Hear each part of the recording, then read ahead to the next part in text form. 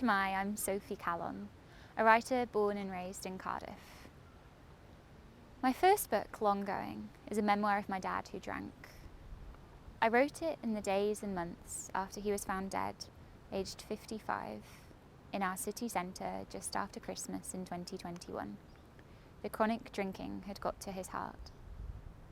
The book reaches back to my childhood, full of laughter, joy, creativity, spontaneity, a time when my dad was a hero to me, then traces how his drinking spiralled as I got older. I left Cardiff High School for Oxford University, then returned to my hometown to train as a journalist. By then, the drink-fueled chaos was overwhelming, shattering our once seemingly happy family. Vanishing acts, violence, police vans. I left for London the day after my last exam, and eventually for Melbourne. Meanwhile, my dad was fired from his job as a high-flying lawyer and became homeless, in and out of jail cells. Over time, I became estranged from my parents. I learned that there were other ways to live, prioritising peace and kindness after many years of instability and pain. I ended up working as a writer and campaigner, with my work published in The Guardian, the TLS, Literary Review, and an anthology, Tales of Two Londons. Inspired by my dad, I wrote a story, Cantlos, which was runner-up for the 2021 Wild Writing Prize and published by Short Fiction. Since Long Going came out, I've received messages from hundreds of readers whose stories are similar to ours. I hope that my dad's legacy may be to help others avoid his fate, and for the book to be a source of solace for those who might be feeling isolated and helpless. We're not alone. These days, I live with my husband, daughter, cats and cows on a hilltop near Hay-on-Wye, where we are returning nature to our surroundings. I feel closer to my dad since writing the book, and can remember all that he taught me before addiction took hold, particularly how to see the beauty. Hello, Shemai. My name is Lottie Williams, a writer and writing practitioner living in Carmarthen. My debut book is called The Edge of Everything and is a lyrical nature and place memoir dedicated to my dad, who suddenly and unexpectedly died in May 2024. Choices in his lifestyle had eventually got to his heart. I wrote the majority of this book in the 6 months after he died, when it seemed that all I could do was to write about him and our lives together. I think this is mostly in part thanks to having been a participant of writing for wellbeing groups for several years, and that I was in fact training to be a practitioner of such with Literature Wales. Writing about Dad was the most natural thing to do. Throughout The Edge of Everything, I dip back and forth between childhood and the present, with poetry, micro-essays or vignettes, which I call time capsules, and longer essays. I explore the places and stories of my youth, where I am from, Yorkshire, where I grew up, the Cambridgeshire Fens, and where I came to rest as an adult, in Wales. The Edge of Everything blends poetry with prose and is a weaving of memory, landscape and love. It is a contemplation about the big questions of time, human existence and environmental fragility. I consider not just my position as a child of my father, but how I am now a mother to my own children. And in the same way, I want to capture memories of my dad before it is too late, for me to properly remember. And I also want to capture my children and their childhoods too. Far from grief, this book is infused with a gentle, fierce love for my family, for the natural world, and is a poignant celebration of life and living in the moment.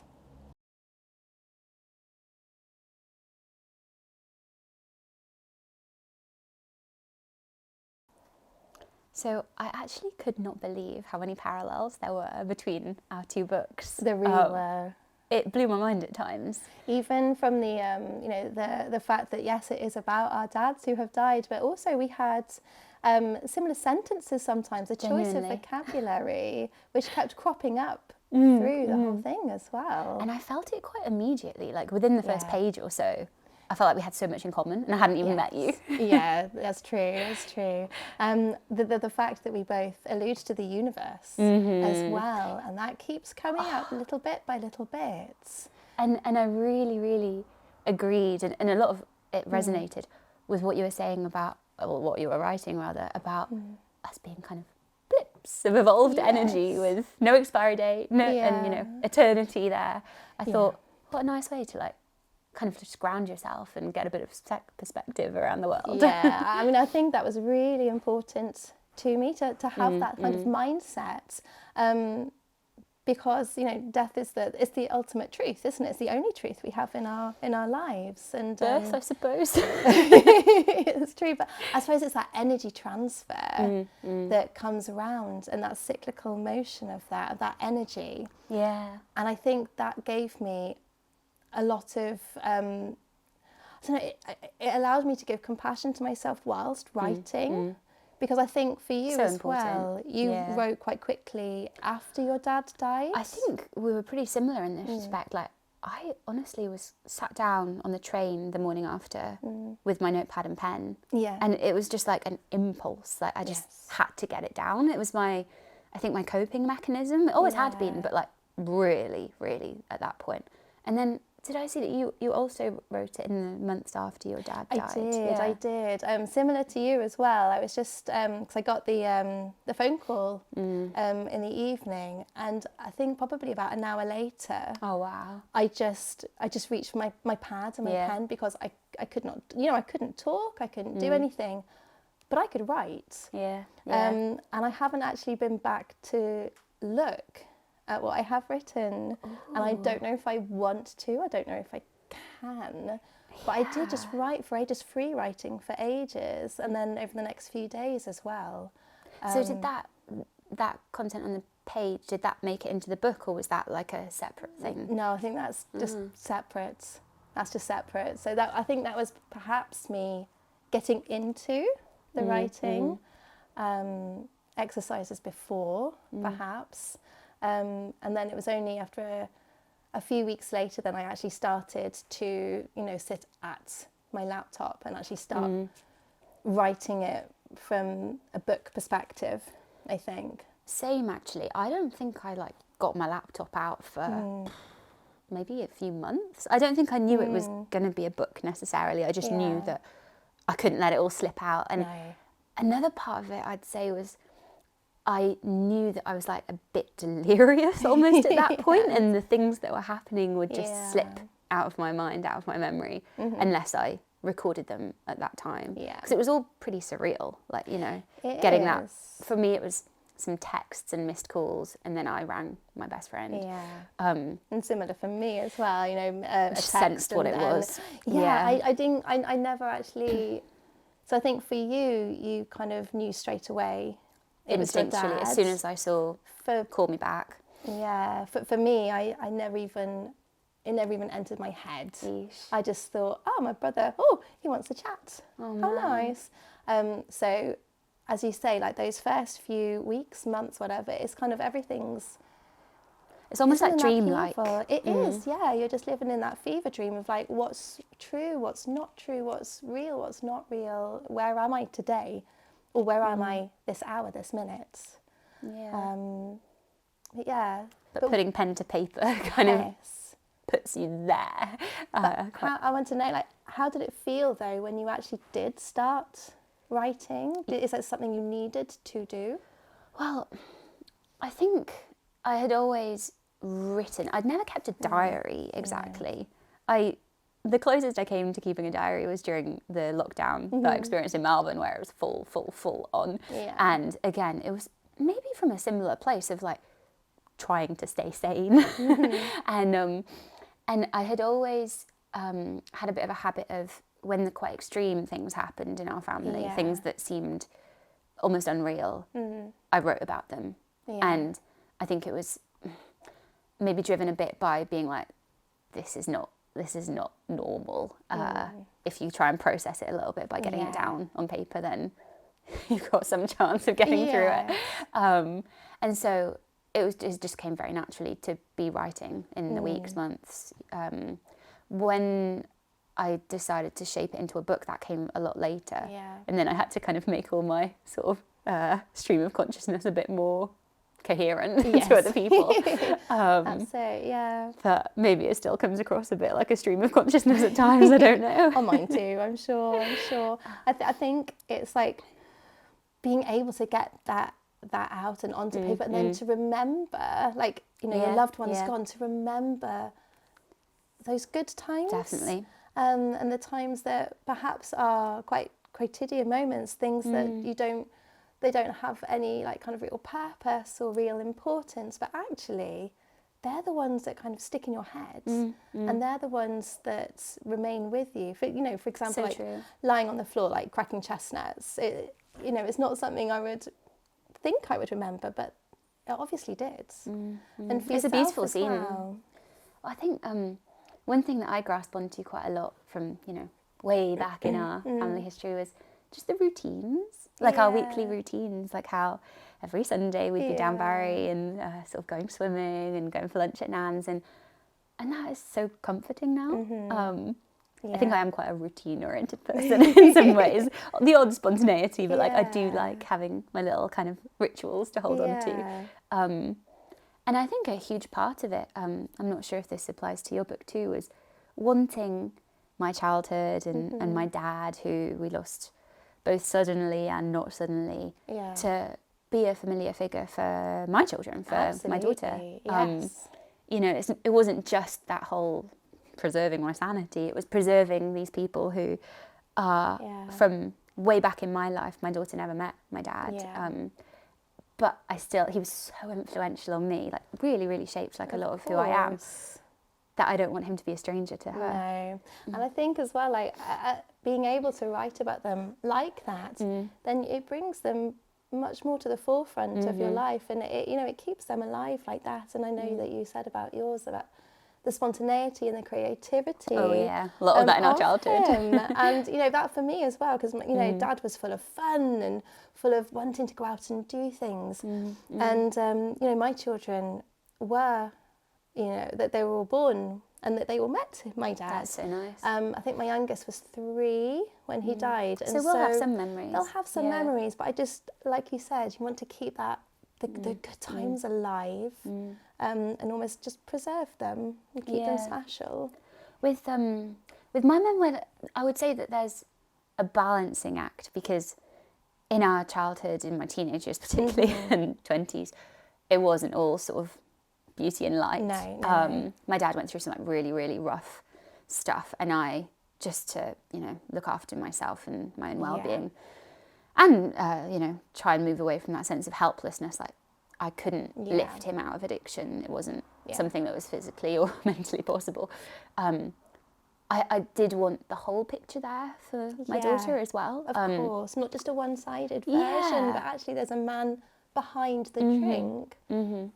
And because we struggled so much to talk about it as a family, the alcoholism, I thought that by having it all out for when she's ready, it would be a really helpful context for her to know more about me, as well as more about my dad. You know, he was brilliant when he was brilliant. He had some real difficulties as he got older, and obviously 55 is no age to die. No, it's Same not. with your dad, so young. My dad was 65, and also what gets me is how they died of the same thing. I couldn't believe that when I saw, You know, the with their heart changing and shape.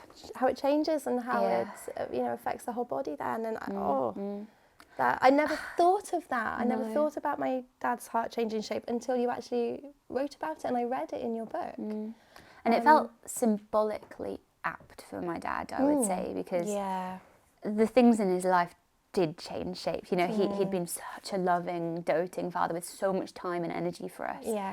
But that shrank the more he got kind of lost in alcoholism. And when the post-mortem examination came back and gave us that answer, myocardial fibrosis, heart change shape, I thought, yeah, that's pretty bang on, actually. Yeah. I couldn't really recognise him towards the end as much. Yeah. There were glimpses still of the person he was, but glimpses. And I found it shocking in itself to have an answer, because he'd always been such an enigma in many ways. Yeah. To have that, pinpointed this is why, I thought that was very surprising, very out of character. And because we're coming up writing these as well from being the daughters and writing about our dads. And I think with my book as well, I wanted to kind of think about it from the other perspective as well, and how that I am now the parent. I was before, but I felt an even greater sense of being that person in charge, with no kind of dad to look after me now. It's it's really me looking after my children, and that's I think why I wanted to bring my kids into it as well. Is that cyclical nature of things again, and how I respond to them as a parent. And then thinking about how my dad would have looked at me as well, as a young person, for example, going to the horses field to feed the horses carrots, as we did on a regular basis. I wanted to kind of think about what my dad would have felt like, and so experiencing that through my own children. There was a dad with me once. He drifted slowly, unsteady on his feet. I yearned for closure, eventually. Truth is, I grieved his going before learning he had gone. Not a surprise, that news, but still a shock when it lit my phone screen. Those pixels stung like citrus on a cut. People often speak of hiraeth. Untranslatable, they say. Is it? Split it in two, hir, aeth, and you get long gone. And that's the crux of it, if you ask me. A longing for someone, something, sometime, someplace long gone. A heave in the gut for the no longer reachable. Where we truly lack the words is a more searing sensation. The longing for what's fading just beyond reach. Within sight, between here and gone, like ink greying in cold sunlight. Here mind, long going. My dad's long going was dark and frightening, tiring too. All that not knowing if, when he did come back, he might stick around this time. In Welsh, there's no word for have. Someone or something is either with us or not with us. No possession, only presence. Yes, there was a dad with me once. I last heard from him 2 years, 7 months and 25 days before his death, an email to tell me of his own dad's death. I sent a curt, kind reply, then let my dad have the last word. Granddad. I'm in Barry at the moment. It's all very sad. The conversations are about death certificates, the funeral, undertakers, etc. I'm finding it all really tough. Anyway, I'm determined to bounce back, and I'm doing everything I can to achieve that. Keep up the reading. I've been doing more of that than for some time, and getting on beyond page 6. It's been a great help recently.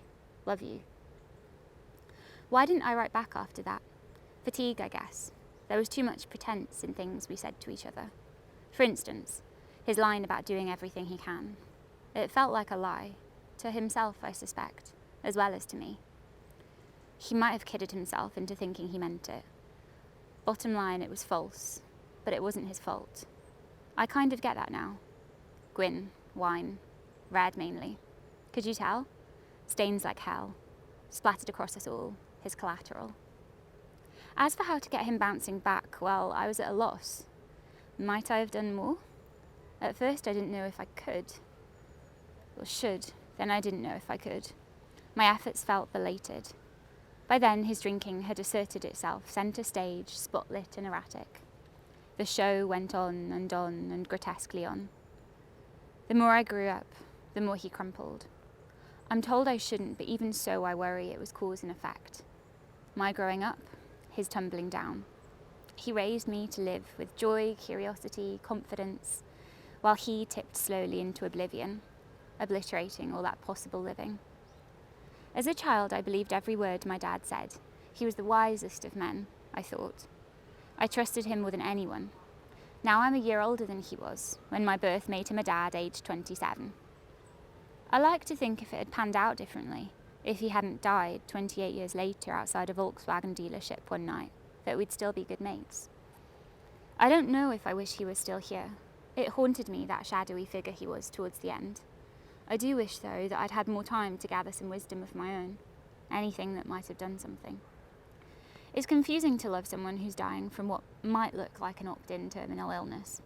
And how do you square the fact that its key symptom, heavy drinking, is so socially acceptable? Let's face it, mandated at times. Then, at some point, somehow, fatal. I assumed the end was fixed, maybe before it was so. I couldn't bear his long going, so I went myself. I fear my absence had a role in making it certain. I'm still figuring it out. There's no easy cure for this, no medicine over the counter.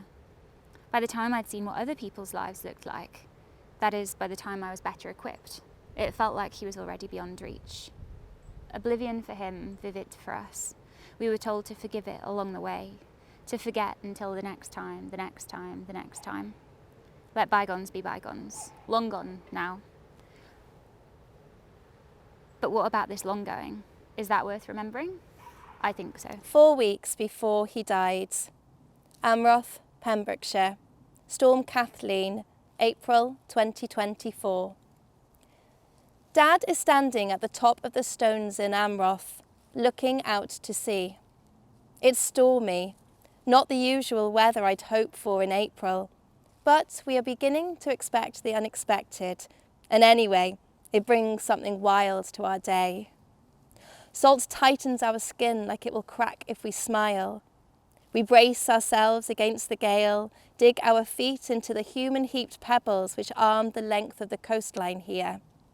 10 years ago, a January storm breached sea defences.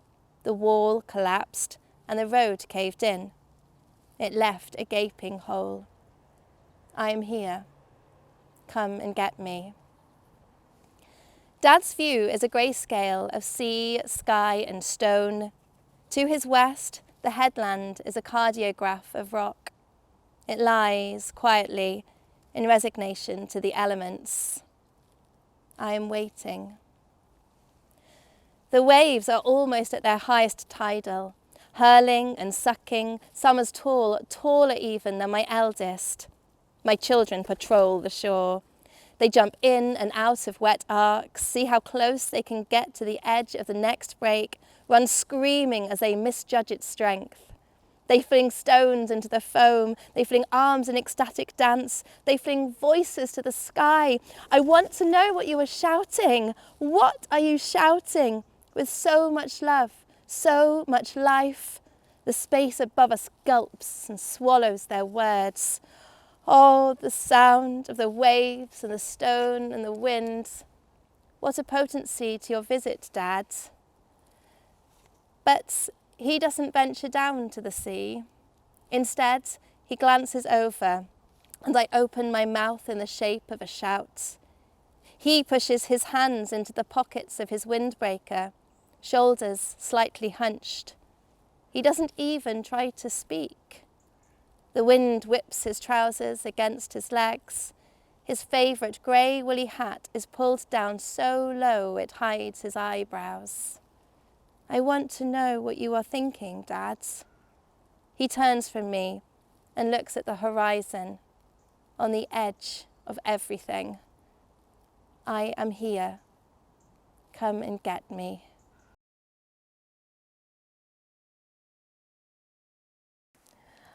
I think and I know you found this as well, but the similarities between our books, and especially some of the lines as well.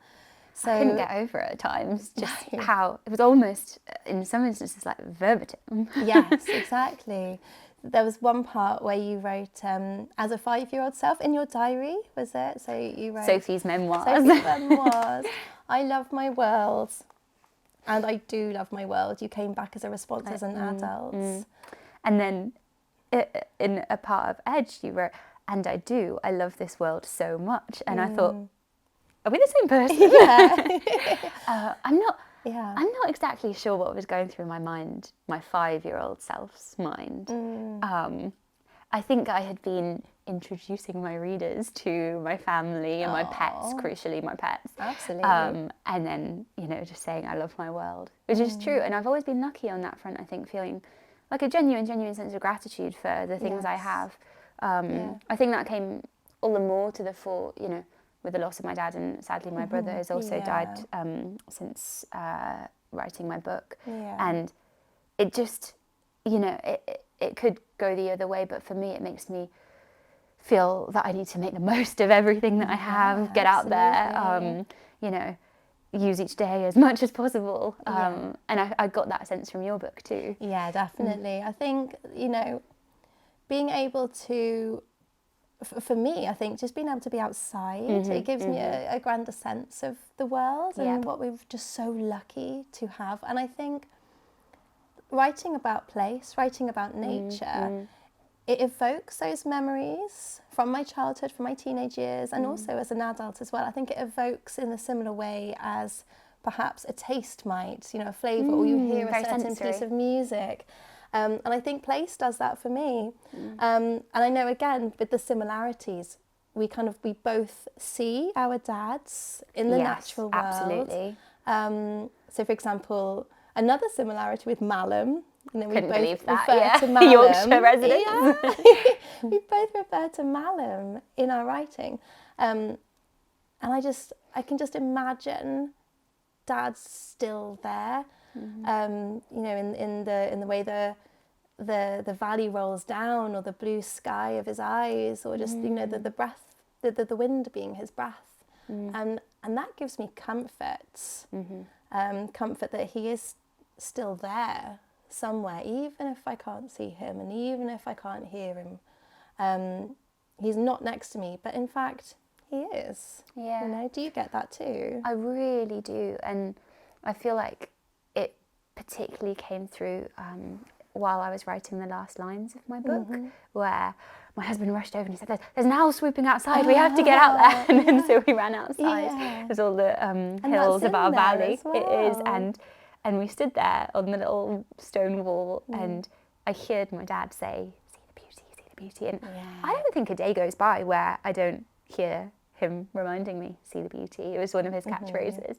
And I similarly, I think there's a lot of place in my book. A couple of people have said that Cardiff almost feels like a character because it's so there, vivid at the forefront for quite a lot of my entire childhood. But then I returned for my journalism studies, and I've had an amazing year really, because I've revisited each of the places that I've lived, apart from Australia. That was a bit too ambitious, for the book tour. And so I got to go to all my former homes and hang out with, you know, neighbours, old colleagues, old friends, and sort of ground my book in the places where that's really it's actually important. happened. And I think for that reason, it just felt extra meaningful to be able to take my little story there and chat about it with people who were there when it was happening, and it's a pretty incredible experience. I really like the way that you describe that as being another character. Well, there are places a character in your book too. Well, I just love, you know, places are very comforting to me. They mean so much to me. So, for example, Ilkley Moor is my top place, I would say, in the whole wide world. I absolutely feel at peace, feel at ease, and Dad's up there now as well. So amazing. I feel like I have somewhere that I can go to be with him, in the place that he loves, in the place that he came from, and that draws a connection between me and him through the natural world. But then also it's a place where my kids can go, like, "Oh, let's go and see Granddad." It's like, "Come on then, let's go and see Granddad." And I think it's very special. And there's a lot of joy to be had in that kind of approach to death not being this final gloomy thing. Similarly, my dad is in Cardiff Natural Burial Meadow, so halfway between what were his two homes, Barry and Cardiff. I mean, we're not that far from here, and that was exactly the right place, the right setting for him, I think, you know, like fresh air, trees, birds, and birds also a pretty omnipresent character in your book. Similarly, my dad absolutely loved birdsong, and he could pretty much tell you exactly what, but even from a silhouette, he would say, yep, that's that. You can tell, like the way they fly. Honestly, how they sound. I am not there yet, but I'm trying to learn. And then I think also one thing that comes across in both our books is the fragility of the natural world right now. You mentioned wildfires at one point, and I experienced the 2019 to 2020 bushfire crisis while I was living in Australia. And it was terrifying. I mean, every day the sky was orange and people were wearing masks before it was even COVID because you couldn't breathe. And I think that was a huge wake-up call because I hadn't been that attentive to the climate crisis, to be honest. I'd kind of known it was there, but not been, anxious on sort of a, very real level until that first-hand experience. And I really liked the way you brought it into the book, not in too heavy a sense, but kind of it was there, in your mind. I think I thought it was important, very important to bring it in, but I didn't want it to be the main focus. I suppose because there is a lot of beauty and there is a lot of joy, as you say, to be had, and I think just by touching on it, it kind of it links in with the loss of Dad as well, and it just like it brings about so many emotions. That's true. It really does, especially as parents. I think. And like aware of the next generations. Yeah, exactly. It's like where is this world going to in the next few years? And by thinking of life as being like a cycle, a continuous cycle of the world, the earth being in a continuous cycle of the universe being a continuous cycle. Something else we both we both end on the universe. It's true. Because I say something along the lines of we shall all fuse together in the strongest of alchemic embraces. And your line is something about your dad's just a man standing in front of a universe, asking what it's all about. He used to say that sometimes, not that whole bit. I mean, that was, you might recognise it a little bit from Notting Hill. But but it's that humour coming through as well. It had to be. The whole book is full of our little sort of in jokes and things. But my dad used to just sort of at random say, "What's it all about? What's it all about?" And I don't have any answers, obviously. I have no idea what it's all about, but I do think he was always interested in that question of like, what are we here for? And I got the sense from a poem he wrote for my 21st birthday that in his mind, at least, in his heart at that time, what it was all about was kind of our family and our life together. And it adds a sort of poignancy to the way it all disintegrated, not through any active choice he made, I don't think. I don't think of addiction as something you choose necessarily. No. And I realised while I was away, I guess 6 months after he died, it was in sort of late June, July, I'd gone to the south of France. I'd been to see some friends in Germany and in Paris, and I was down, in theory, being very mindful. It's not something I'm especially good at, I don't think. But I started to really miss my home, my husband, my cats, our beautiful little life in the valley. And I was thinking, maybe I get it. Maybe that's what it's all about. That's what it's all about. Yeah. It's about those little moments. It's about the, being on the edge of the mountain. Yeah. Or it's about being in your living room.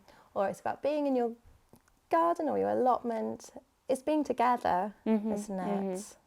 And I guess seeing the beauty, as my dad would say. Seeing the beauty of little moments that don't have anything spectacular about them, or it's not going to make the news, but it's beautiful in their own little way. And they were obviously important to be there, to be reminded of them. See the beauty. See the beauty. In my speech, I share something I read recently about a gentle rhythm of life, seizing moments of pleasure, eating well, resting well, cultivating friendships. I look at everyone's faces, their smiles and sparkling eyes. I could cry with happiness. Echoes of the words I wrote aged 5 sat beside my dad on 25th of April 1999. I love my world. And I do love my world, knowing how hard we have to hold on to it, how lucky we are to be here. In Latin, liber means book and free. This story began in winter, remember? Sunset in the valley, still and chilly. I picture the pub, that crackling fire, how the landlady Elva must have sloshed my undrunk wine down the plug. I wrote then of Hermund, long going, the fading of the dad who was with me once. I feel closer to him again since writing this. These pages have brought a freedom, hier dod, long coming, a homegoing. I'll close for now, another beginning. A month has gone by since our wedding. I'm typing these last lines in the windowsill of our new home on the Welsh border. An old farmhouse, an hour or so from Cardiff. We're starting a nature restoration project. Beyond our window are rolling meadows and sprawling oaks. Tonight, there are peachy, peaceful skies. Ash spots and owls swooping, and we scurry out for a better look. It's just us and the birds, or so I thought.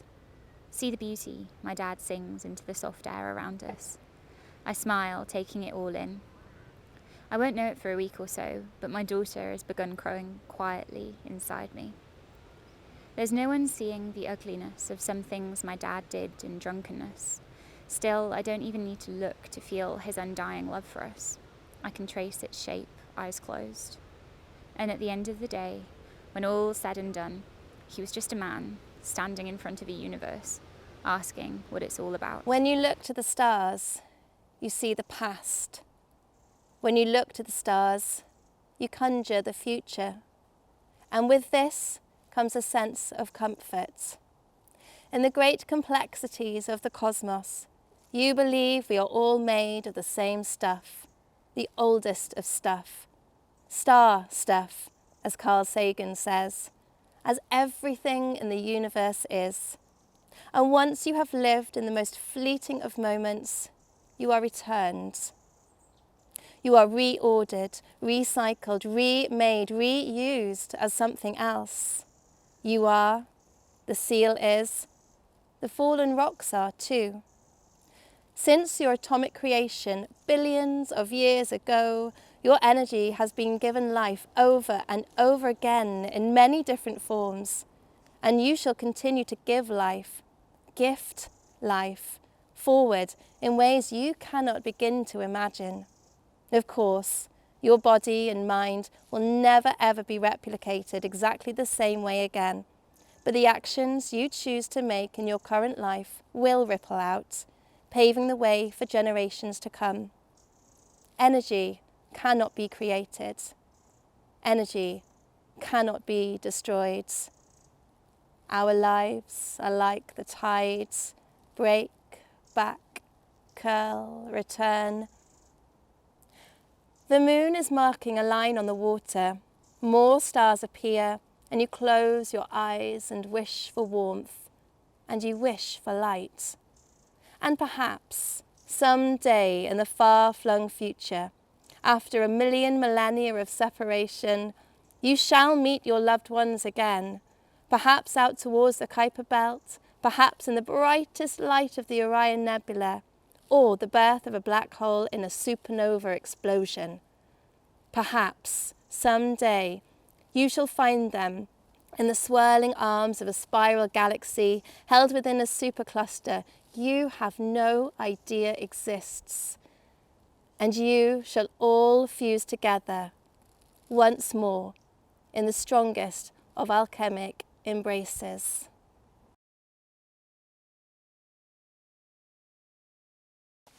I think one of the other things I really appreciated in your book was that sense of wanting to get out there and do things for yourself as well. I really had that kind of an urgency almost to do that when I hit maybe mid-20s, and I realised that a lot of my life, my mind and thoughts, feelings were being a bit consumed by our family's situation. And I felt selfish even as I was doing it, but I look back and I realised it was exactly the right thing to do, to just almost flee. And it was quite extreme on my part moving to Australia. But I did really feel just an enormous sense of freedom and kind of space to be myself again and do things that I wanted to do and not feel any tension or anxiety about that. That's it, in a different place, in a different time, with different people, with different surroundings. And yeah, I think we don't do it enough, but we really need to give ourselves the freedom, the nod to say, yes, you can actually do things for yourself as well. And it's not selfish. It's not selfish at all. And actually, like, if you do it, it makes the future easier. And I So think it's you're a better short-term for the long version of term. yourself. Like That's for the it. people around you too. I'm Definitely. thinking particularly as mothers. Yes, when your whole life is, because we're both mums, when your whole life is kind of consumed by the wonderful yet tiring, yet amazing, yet terrifying at All the times. things. There's a whole spectrum of emotions that you get from being a parent to then just take a step back and do something for yourself. For example, writing a book or going somewhere. It's Admittedly, I wrote the really book before. important. But editing the book, promoting the book, Yeah, everything that goes afterwards too.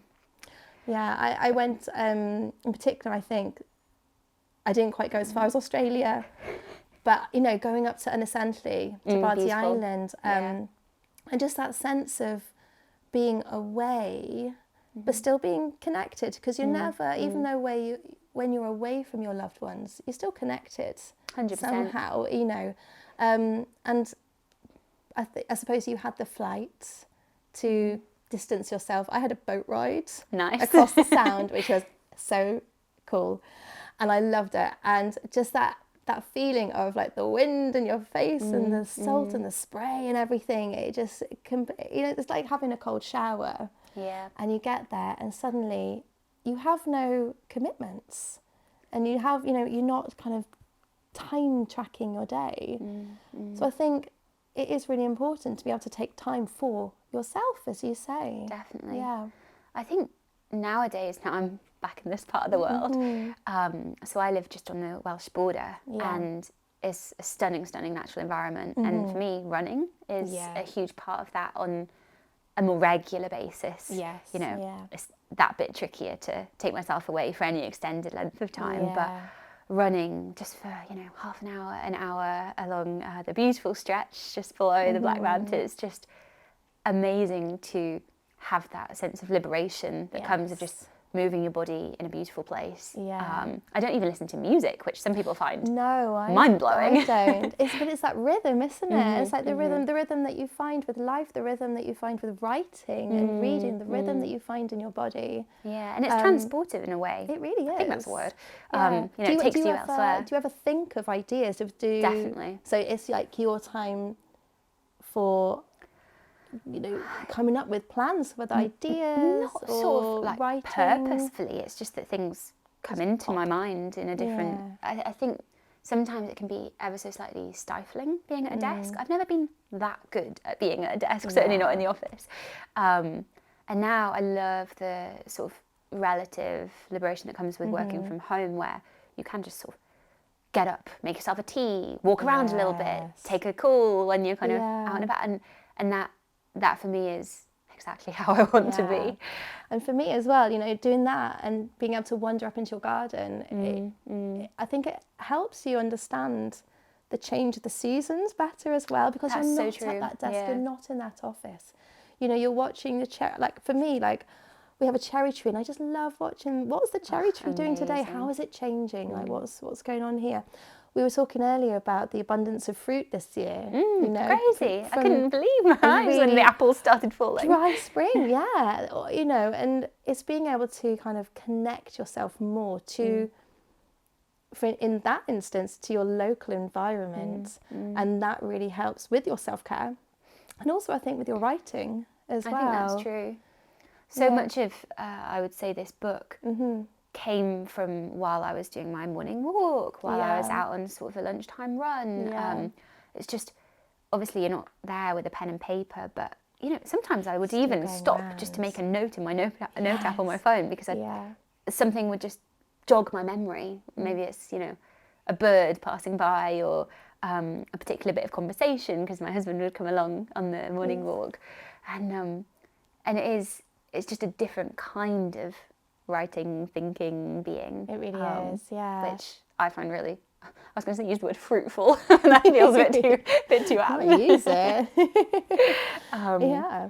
But yeah, I think the book also helped me with kind of gathering a bit more empathy for my past self as well, because obviously reaching back to childhood quite a lot, at times I felt a bit sort of, I don't know if useless is the right word, but a bit at sea, a bit adrift. Yes, and that makes sense. Not really knowing exactly how to resolve a situation. And now I look back as, you know, a mother and a sort of, I was going to say a grown-up, a grown-up in my 30s.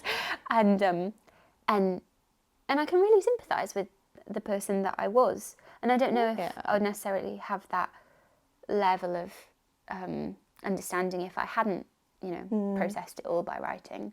Yeah, absolutely. And I think that's a form of self-care too. It's not as if the book was exactly therapy, but I gained so much from having written it, so much sort of acceptance of the things that had happened and things I didn't necessarily want to repeat in, you know, my own child's life. It's a learning curve as well, Constantly, isn't it? yeah. And like, you know, looking forwards, I think with The Edge, you know, I'm considering my own children growing up and what kind of life they're going to have. And just going back to like our dad's hearts changing shape. And I wonder how much of the writing process has been able to change our hearts as well, from looking back, from really looking nice way to think of it. forwards, and how it will serve us in the future as well. And I do think that, I mean, I even write it explicitly, I do feel closer to my dad again. Yeah, we were I do estranged too. for the last 2 years of his life. And since kind of revisiting all his writing, because he, Yes, of so course, much of him is in the book too. He was Yes. always writing little poems for me, really encouraging emails. You know, he was almost a mentor to me, as well as like a really close friend during particularly my teens and early 20s. And it was quite a sudden loss to lose him the first time when we became estranged. Of course. And then to lose him when he died was almost a second loss. Yeah. And now it felt once I'd kind of written the memoir that I had him back a bit. Yeah. Especially because I got to see notes that I'd never seen before, like insights into bits of his life that I hadn't encountered, particularly in those years where we weren't in touch. Of course, yes, when you find out And I more things. felt I knew him better. Yeah.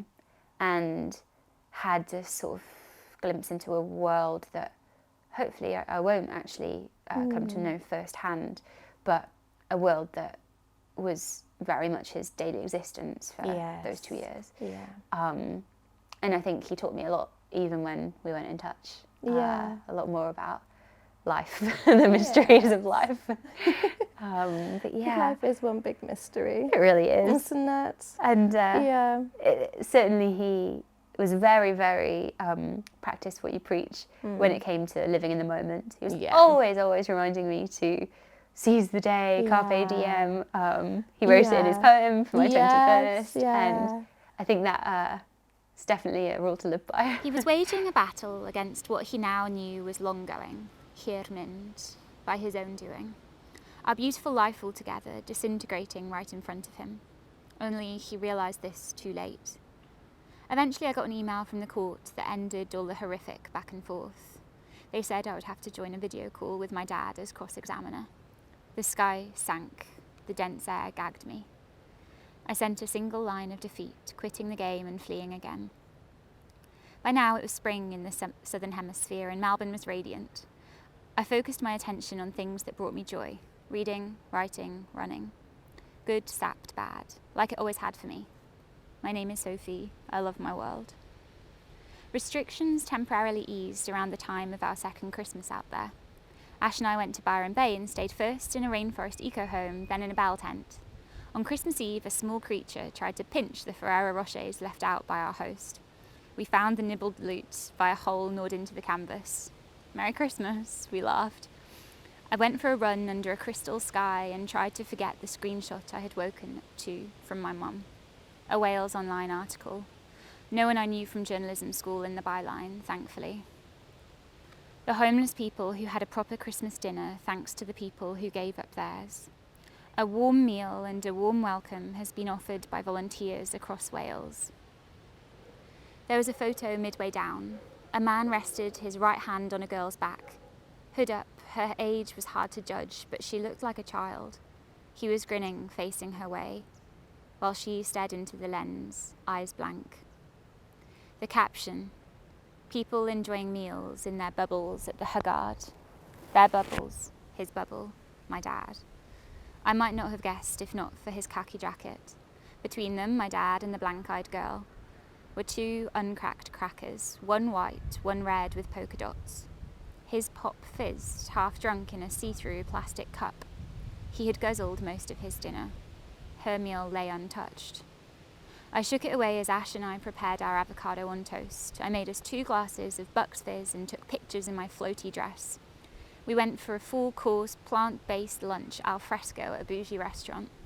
I ran into the sea and leapt around in the buffeting surf, while Ash read his book. I was happy and sad, and all the things in between. Time Capsule 1. Ilkley, West Yorkshire, Spring 1986. I win a goldfish at the fair and bring it home, clutching at a plastic bag tied just above the waterline. The bright orange fish is suspended inside and cushioned somewhat from the rocks of its journey. Dad tells me to hold it steady, and I walk slowly with it out in front of me. In the kitchen, Mum transfers the fish to a round bowl full of water. She places the bag in first before opening it, so the temperatures of both bag and bowl are the same. The curve of its new home distorts as I peer inside, but I don't realise. I call the fish Goldie. Goldie dies 2 days later.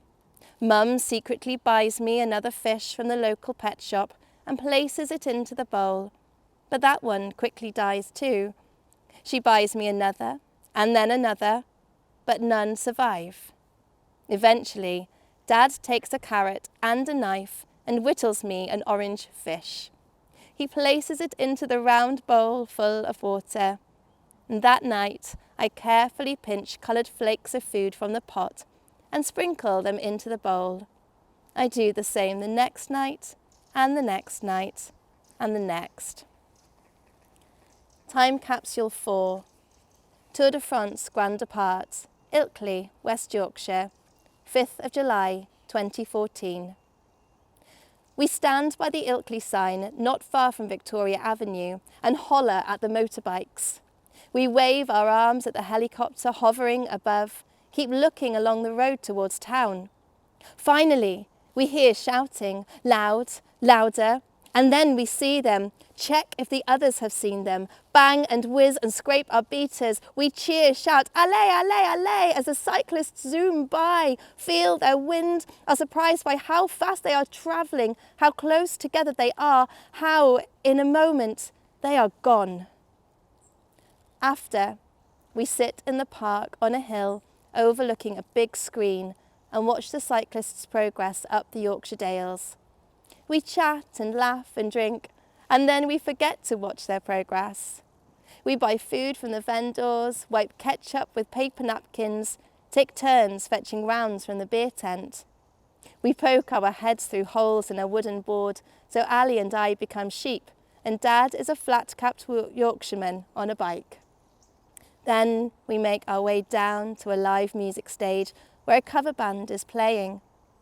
We stay together despite the crowds. We take selfies, dance to Sit Down by James in a long line along the floor, dance to Comfortably Numb by Pink Floyd, swaying together with our arms draped over each other's shoulders until the guitar solo rears and we each grip our invisible instruments. We dance. We dance. Dad requests Whole Lotta Rosie by AC/DC for my 30th birthday. We dance. We dance. We dance.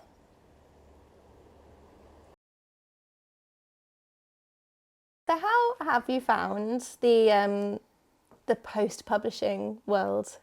Because I think what I was surprised at is the really fast learning curve, the steep learning curve that I had to go on to understand all about, okay, book's out, now I need to market it. How do I do that? Getting in contact with bookshops, other booksellers who I have to say have all been so lovely. Ditto. So welcoming, so warm, you know, wanting to help. It's funny that that's surprising, but like it every time that a stranger is kind and generous towards me in my book, I'm like, wow. And it's back to that I love my world, I think. I'm like, the world is so kind. And it really is. And I think we need to take a moment and just, you know, congratulate ourselves. Llongyfarchiadau. Llongyfarchiadau. It's true, it's true. I think I don't make time for that enough in some ways. It's always on to the next thing, on to the next thing. 'Cause I think, you know, we are our most self-critical people. And perhaps we need to listen, you know, when someone says, oh, that was really good. Oh, I really loved that bit. You know, you've really done well, because we have actually. It's true, We've written these books in the months after our dads died, which for me personally was the right thing to do, because I know that everyone will process that grieving period differently. And actually, when does that end? Probably if ever. Never. Yeah. So to actually write them and then be proactive in having to market them, that's a really good thing. It's true. And I think, similarly to you, wild learning curve. I was absolutely clueless. Truly did not know the first thing about marketing a book. And I knew it was going to be extremely DIY, and I really love that actually.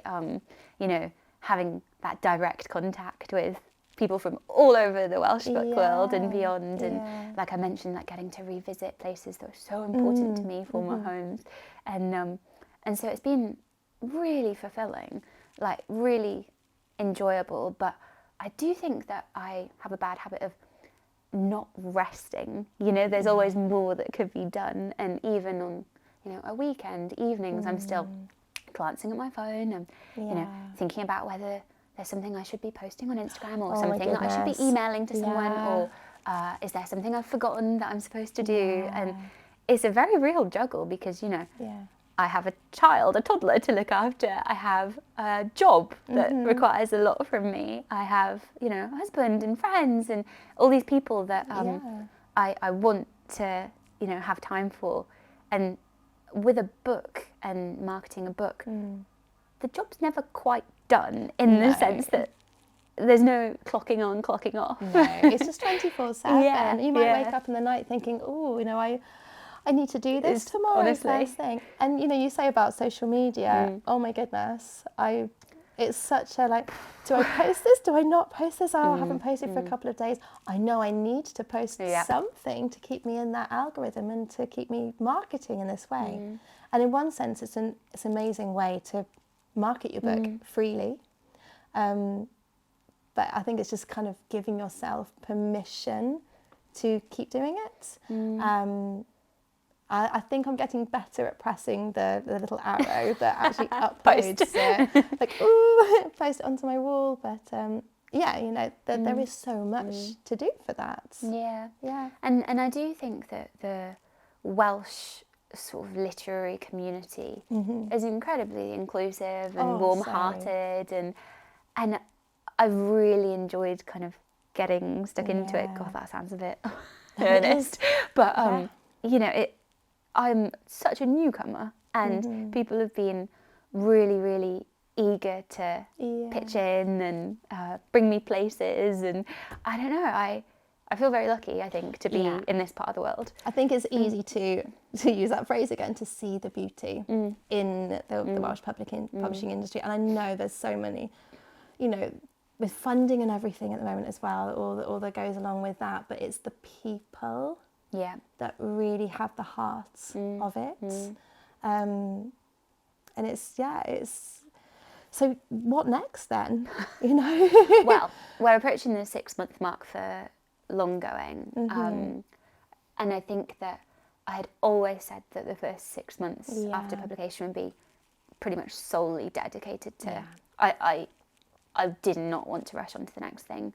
I really, really wanted to give myself lots of space to focus on just sharing this story. Yeah. And then in 2026, who knows? I really am starting to get that feeling of wanting to write again. Me too. Like, really am. Rather than doing all the admin, yeah, I actually it's want, like, my strange. fingers are getting itchy. Wow. And I feel, I don't know if it's because it's coming up to the new year. Do you think coming up that's to what the it 6 is? months? Yeah. Or if it's just because it's the feeling inside. But I feel very like increasingly ready. And miss I've it. found myself Yeah. starting to think about ideas and things I'm interested in. And there are little bits and pieces that have always been kind of bobbing around in my mind. So I do think that 2026 is the year where I'll be writing again. Me too. In theory. Let's see what else throws itself into the mix. Have to go out on those runs and get all those ideas coming in. And then... It's so true. But I've always found that reading and writing goes hand in hand for me. And I've had maybe a little less time to read this year, but I'm really hopeful that come 2026 there'll be a lot more of that. Yes.